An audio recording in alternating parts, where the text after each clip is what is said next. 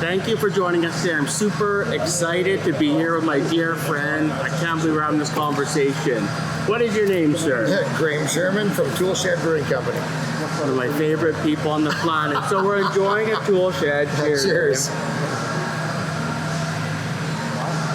So I've talked to a lot of my friends about what we're doing. I talked to you a little bit. Right. We're just trying to spread some positivity for the Canadian energy industry in general. However, different kind of Canadian energy. Yeah. So where are you from? I'm from Winnipeg, Manitoba. That's where I was born, but I grew up in BC and came out to Alberta for school. And I don't know, Alberta's kind of one of those places that captures you, and you don't know what it is about Alberta that makes you somehow just proudly declaring yourself Albertan after a few years. So how long have you been here? I've been here since 1998. It's home now. Yo, it's home. Oh, I tell people I'm Albertan. Yeah. Awesome, Yeah. I love it. Where are your folks?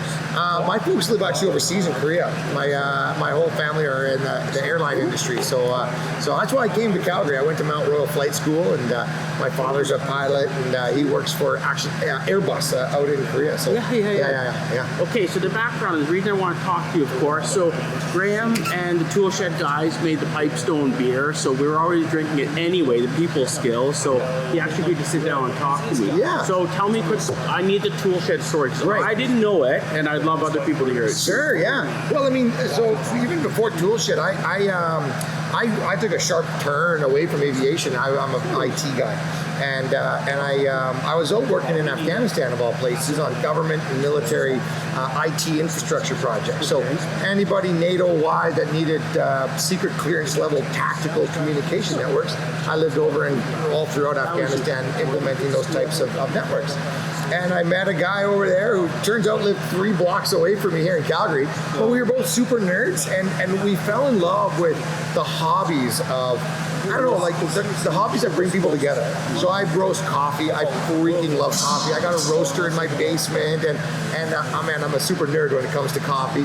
Barbecue, I'm a total nerd with barbecue. I have my kid at home, tweets people, lets you know when the barbecue's when you get ready, and you can log in and see the ribs inside the pit and adjust a fan that blows in the coals. Like, when you can add a level of geekiness to your hobby, it's I think it's a pretty fun thing to just bring good people together and share good times over good coffee and good barbecue and good beer. So that's kind of what led to beer. Was I love those hobbies that bring people together, and beer is the ultimate hobby like that. So instead of driving down to the States and driving around looking for great beers, I thought, what if I could start brewing in my tool shed? So when I wasn't in Afghanistan, I was home brewing in my backyard tool shed, and when I saw the impact of what good, just homemade craft beer does to all the people around you, I'm like, oh, this is it.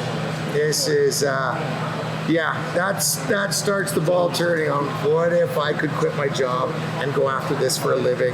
And oh man, it's... But you're doing it. Like, you're living every guy's dream. Like, well, you're doing it. Also every guy's nightmare, when you start your own business, and the front facing side of it is absolutely, this is a dream come true. But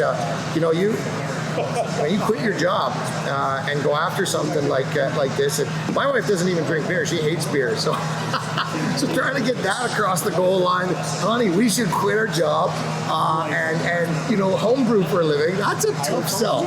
Yeah, but no, you're 100% right, and I love the thought of like energy, because in this place it's filled with entrepreneurial energy, and so Canadian energy is a great project to be promoting, and for me it's entrepreneurial energy, and I get off on pulling this place off, right? I love it. Yeah. So what's next? So we got the brewery going, it's successful.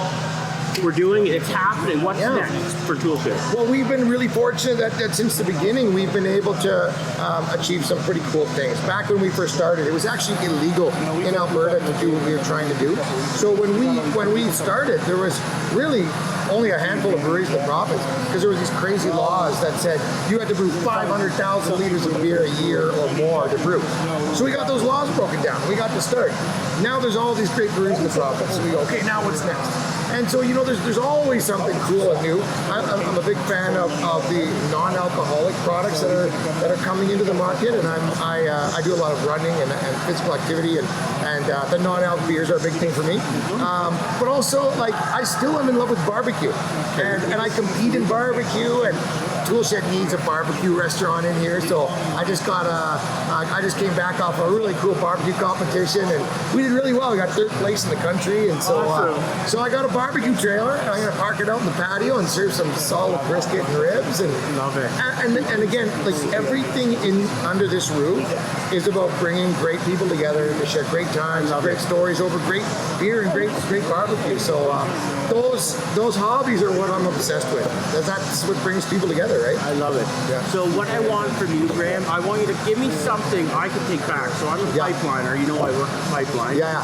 I want to take Tool Shed's message of positivity, Sure. supportive energy, Alberta, BC, whatever. Yeah. What can I take message back from you to them? Say, this is what Tool Shed's all about. Yeah, well, that's a great question. And I think one of the things that we've really stood for is thinking outside the box to a level that you just would never have previously thought possible. We've hit so many roadblocks in this company. We've run out of cash just like everyone else. We've hit government regulatory, challenges just like everybody else. We've dealt with all of the things that every other industry does. And instead of fighting with the government or getting down, COVID's a great example. A lot of people are just laying down, waiting for checks to come in as subsidy. If you could just think in a positive way where you could go, who is there out there to collaborate with? What are the new things that we could do that support local, that collaborate with other local businesses to pull off things that nobody ever saw coming? And that's really who we are as a company. And I'll give you an example. When COVID hit, 75% of my business shut off overnight. All the bars and pubs and restaurants and clubs that served our beer were turned off. So lots of breweries are going out of business. So we got to think like, okay, but who's not going out of business? Who wins, right? So I play a lot of guitar. I love guitar, and my son took up guitar during COVID, so I take my guitar in to get tuned up for my son, and my guitar tech goes, oh, Graham, I'm not going to be able to work on this guitar for 2 months. And I'm like, oh man, of course, everybody's taking up guitar.